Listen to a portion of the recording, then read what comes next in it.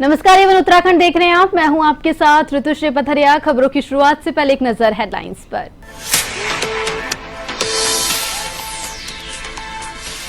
उत्तराखंड में अवैध मदरसों में फंडिंग की होगी जांच। सीएम धामी ने अधिकारियों को दिए निर्देश। प्रदेश में अब तक 136 मदरसे सील।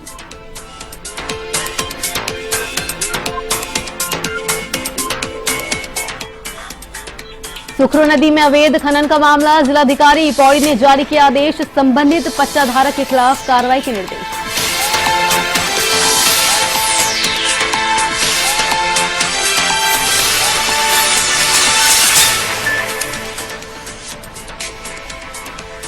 अवैध मदरसों पर धामी सरकार का एक्शन जारी। हल्द्वानी के कालाडूंगी में 3 मदरसे सील। पंजीकरण नहीं करवाने को लेकर की कार्रवाई।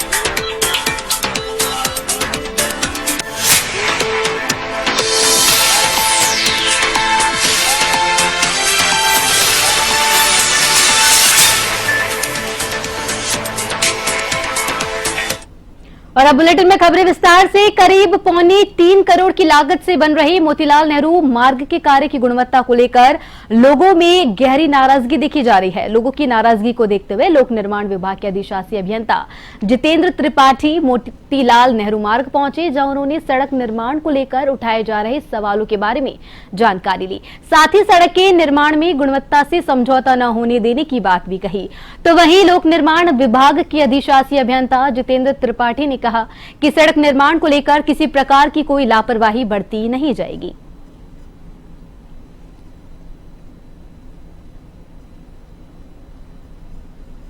साहब पहुंचे थे, एई पीडब्ल्यूडी के जेई एई मेट सब आज पहुंचे हुए थे और हमारी चेयरमैन साहिबा भी पहुंची थी और हमने उनको सब समझा दिया। जो कमियां थी वो भी बता दी और एक्शन साहब ने प्रॉमिस किया है कि हम जितनी कमियां इसको पूरा करेंगे और ढंग से यहाँ पर काम करेंगे, क्योंकि इनके द्वारा पूर्व में मुझे नहीं लगता कि नाली बनाई जा रही थी, पर बनाई जा रही है। आपको नहीं पता?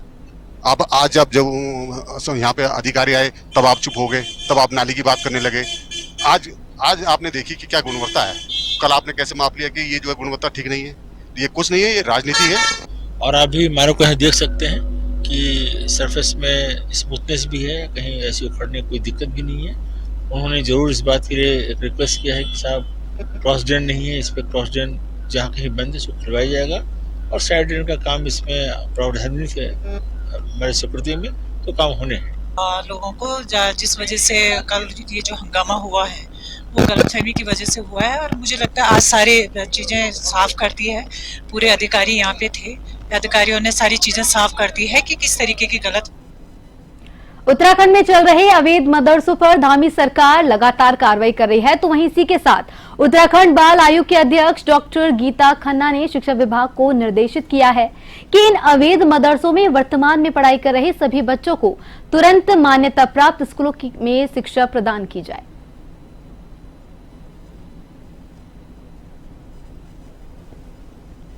हमने पहले तो डेटा भी मांगा था कि कितने बच्चे विस्थापित हो रहे हैं और शिक्षा विभाग वालों से मेरी कल जब बातचीत हुई तो मैंने उन्हें ये भी कहा कि कुछ बच्चे जैसे यहाँ पर बाहर के हैं तो हमें पेरेंट्स को कांटेक्ट करना है, क्योंकि बच्चों की तो कोई गलती नहीं है। गलती तो उन संचालकों की है जो गलत तरीके से इनका संचालन कर रहे थे। तो एक तो ये देखना है कि कौन अपने बच्चे को वापस लेना जाकर वो दूसरे प्रदेश।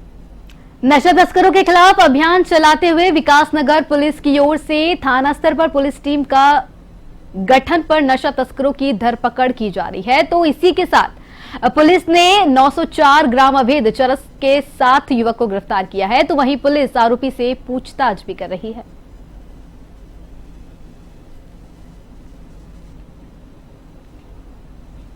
राजकीय मेडिकल कॉलेज श्रीनगर के बेस चिकित्सालय में संचालित पैलिएटिव केयर सेंटर में cancer specialist oncology surgeon doctor Ajit Tiwari ने ओपीडी लगाकर 15 मरीजों को चेकअप कर उनका परामर्श दिया।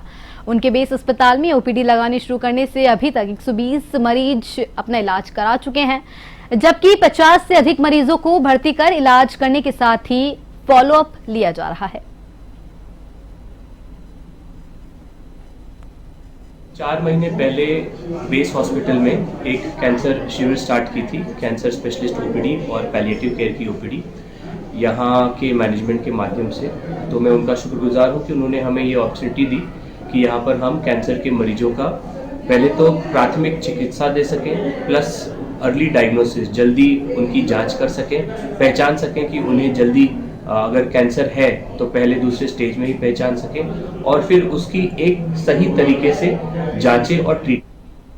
खटीमा के उलानी में स्थित राजकीय प्राथमिक विद्यालय में जिम्मेदारी ही सरकार को चूना लगा रहे हैं। ये एक हैरान करने वाला मामला सामने आया है, जहां सरकारी स्कूल के हेडमास्टर लगातार और एक अन्य टीचर स्कूल में नहीं मिलने पर हंगामा खड़ा हो गया। ग्रामीणों ने हेडमास्टर की अनुपस्थिति पर जोरदार विरोध प्रदर्शन किया और उच्च अधिकारियों को मामले की शिकायत भी की।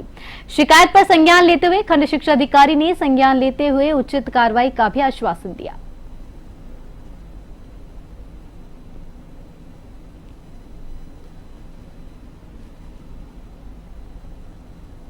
के अनुसार विद्यालय खुलना चाहिए और एक व्यक्ति तो रहना ही चाहिए।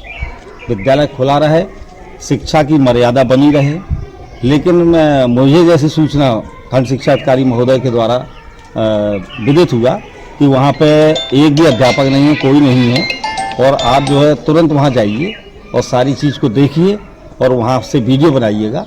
मैं बराबर नियमित रूप से और मेरे अध्यापक नियमित रूप से जो है विद्यालय आते हैं और विद्यालय का सुचारू रूप से कार्य हो रहा है। बराबर 2010 से मैं राजकीय प्राथमिक विद्यालय में प्रधानाध्यापक की पद पर जो है वहाँ पोस्टेड हूँ और मेरे सहायक अध्यापक महेश सिंह राणा जी वो सहायक अध्यापक के रूप में वहाँ मौजूद हैं। बच्चों के साथ तो खिलवाड़ हो रहा है, लेकिन जो भोजन माता ने कहा कि छोटे वाले गुरुजी कभी कराते, जब भी गई हूँ हाई स्कूल में मैंने उनको देखा है। आज भले ना आए हूँ, लेकिन प्रिंसिपल सर है उनको तो मैंने कभी कार देखा, वो वैसे तो नहीं देखा। और देखिए, नए शैक्षणिक सत्र का आगाज होने जा रहा है। ऐसे में प्राइवेट स्कूलों की ओर से फीस और किताबों की मनमानी भी के जो है शिकायतें मिल रही है और इसी के लिए इस बार शिक्षा विभाग और प्रशासन पहले से तैयारी कर रहा है। खासकर मनमाफिक फीस बढ़ाए जाने और एक ही बुक सेलर से बुक्स लेने की तुगलकी फैसला समेत अभिभावकों को परेशान करने वाले निजी स्कूलों के खिलाफ कार्रवाई का मन बनाते हुए प्रशासन ने तैयारी पूरी कर ली है।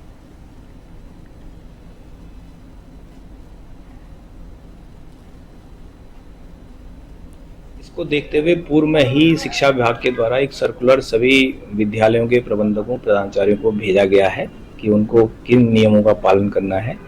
दूसरा, इसमें एक 27 मार्च को एक वर्कशॉप का आयोजन किया जा रहा है जिसमें प्रशासन के लोग, शिक्षा विभाग के अधिकारियों के साथ साथ विद्यालयों के प्रबंधक और उनके प्रधानाचार्यों को बुलाया गया है और वहाँ पर जितना भी नियम है, चाहे वो यूनिफॉर्म से संबंधित हो, फीस से संबंधित हो या पाठ्य पुस्तकों से संबंधित है, इनके बारे में भी।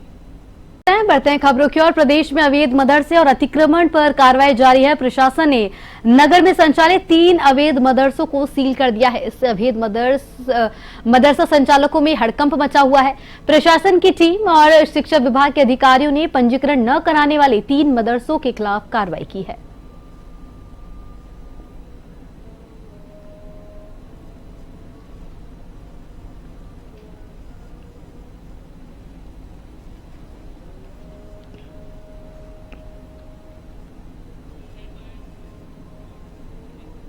कोटद्वार में सुखरू नदी में खनन पट्टे की आड़ में हो रहे अवैध खनन को जिलाधिकारी पौड़ी ने गंभीरता से लिया है। सुखरू नदी में सूरज निकलने से पहले ही खनन पट्टा धारक अवैध खनन करवा रहा था, जिसका वीडियो सोशल मीडिया पर बड़ा ही वायरल हुआ। डीएम पौड़ी ने इस पूरे मामले में सख्ती दिखाते हुए इसके जांच के निर्देश दिए और साथ ही संबंधित पट्टा धारक के खिलाफ कार्रवाई के भी निर्देश दिए।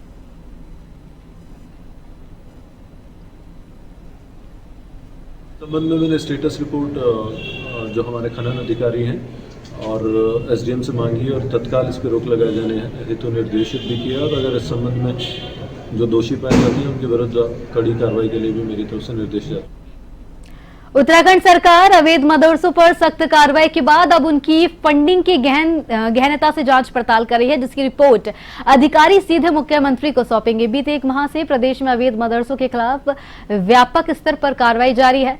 देहरादून जिला प्रशासन की टीम ने सोमवार को सहसपुर के एक बड़े मदरसे को अवैध निर्माण मामले में पूर्व में दिए गए नोटिस के बाद सील कर दिया है। अब सवाल यह है कि इन मदरसों को संचालित करने और कर्मियों के वेतन के लिए पैसा कहां से आ रहा है। जांच के बाद यह साफ हो सकेगा कि देवभूमि में संचालित हो रहे इन मदरसों के खिलाफ कहीं दूसरे देशों से फंडिंग तो नहीं आ रही।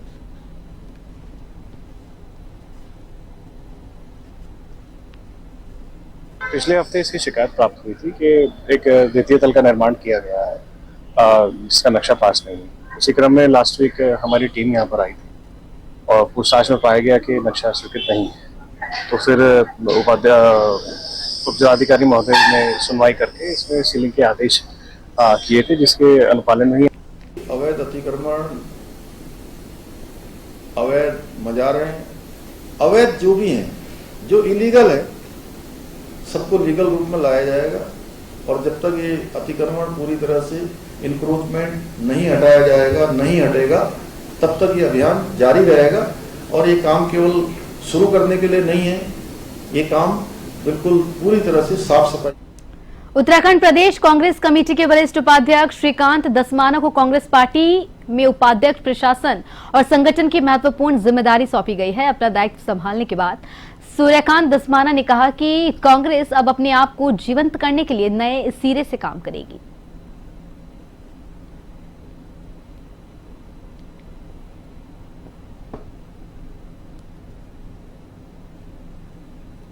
राज्य में बूथ स्तर से लेकर के, वार्ड स्तर से लेकर के, ग्राम स्तर से लेकर के, ब्लॉक स्तर से लेकर के, शहर, जिला और पूरा राज्य, पार्टी को बीएलओ लेवल से हम ऊपर तक मजबूत करने का काम करेंगे।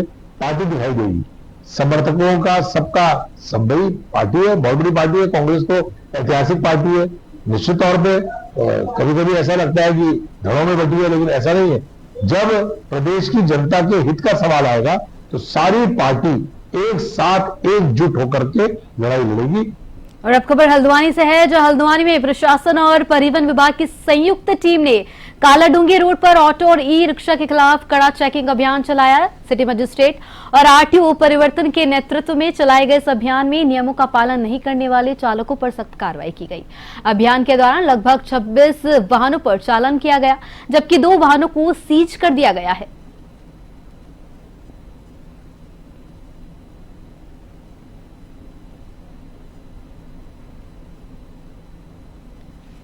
पूर्व में ही महिला सुरक्षा को ध्यान में रखते हुए 3 व्हीलर और ऑटो और ई रिक्शा के लिए एक एसओपी निर्गत की गई थी। उसी में कई बातें तय की गई हैं और सत्यापन के लिए कैंप्स भी लगाए गए थे। सबको एक निर्धारित वर्दी पहनने के लिए, जूते पहनने के लिए, साथ में आई कार्ड धारण करने के लिए कहा गया है।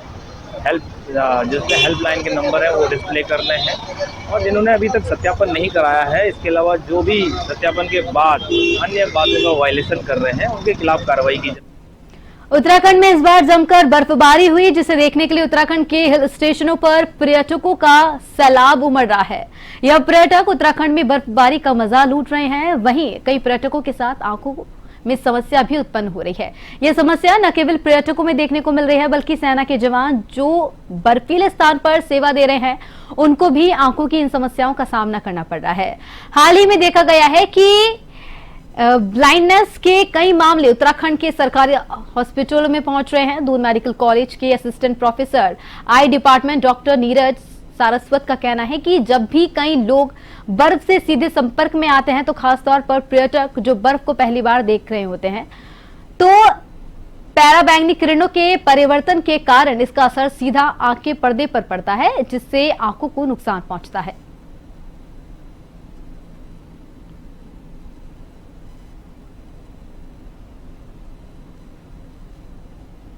इसे आमतौर पर स्नो ब्लाइंडनेस या फोटोकेरेटाइटिस बोलते हैं, जिसमें क्या होता है कि मरीज आमतौर पर जो शिकायत करता है कि उसकी आंखों में पानी आता है, धुंधलापन दिखता है, उसको आंख लाल होती है या उसको रोशनी की तरफ देखने में चमक ज्यादा लगती है।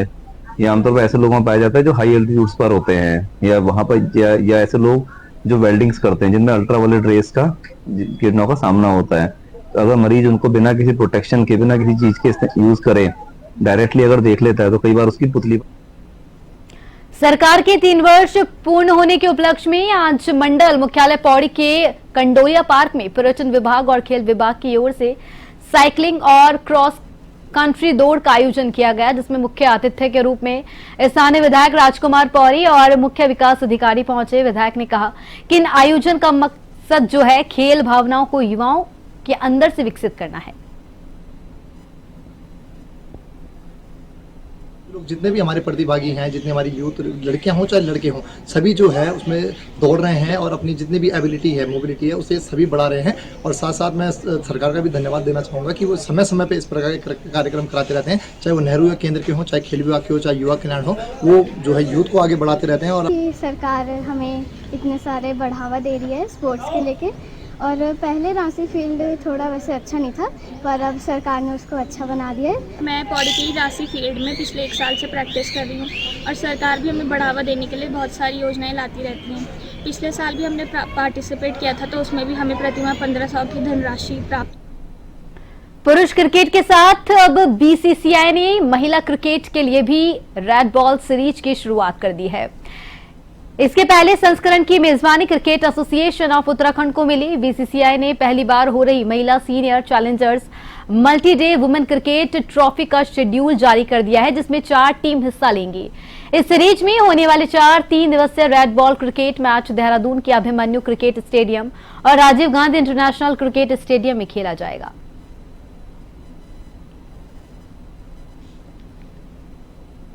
मेनली हमारा जो है फोकस वो वुमेन्स चैलेंजर को है, और जो रासिंग डूंगरपुर क्रिकेट है जूनियर क्रिकेट, उसके लिए था कि ये चैलेंजर वुमेन्स जो है बहुत बड़ा इवेंट है। ऑलमोस्ट इंडिया की सारी प्लेयर्स यहाँ आ रखी है।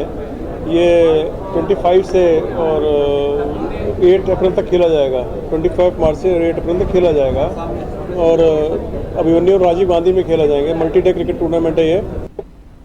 उत्तराखंड में महिला अत्याचार और दुष्कर्म को लेकर महिला कांग्रेस कल मुख्यमंत्री आवास का कूच करेगी।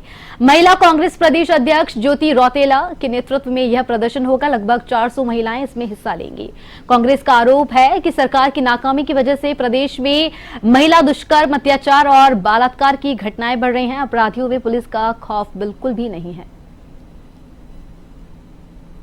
देखिए, पिछले 8 साल से उत्तराखंड में भाजपा की सरकार है और धामी जी आज 3 साल बेमिसाल का नारा देके पूरे प्रदेश में कार्यक्रम कर रहे हैं, लेकिन उत्तराखंड की जो जनता है वो परेशान है, बेहाल है। और हमारे प्रदेश में सबसे ज़्यादा इस वक्त महिलाओं के ऊपर बलात्कार इस सरकार में हुए हैं। महिलाएं अपने आप को असुरक्षित महसूस कर।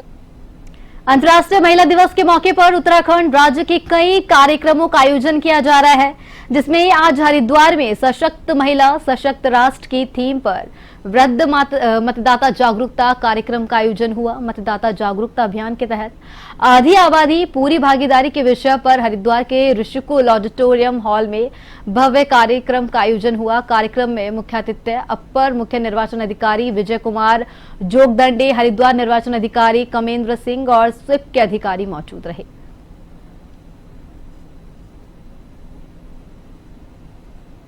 अंतर्राष्ट्रीय महिला दिवस के उपलक्ष्य में विभिन्न कार्यक्रम जो है राज्य में किए जा रहे थे।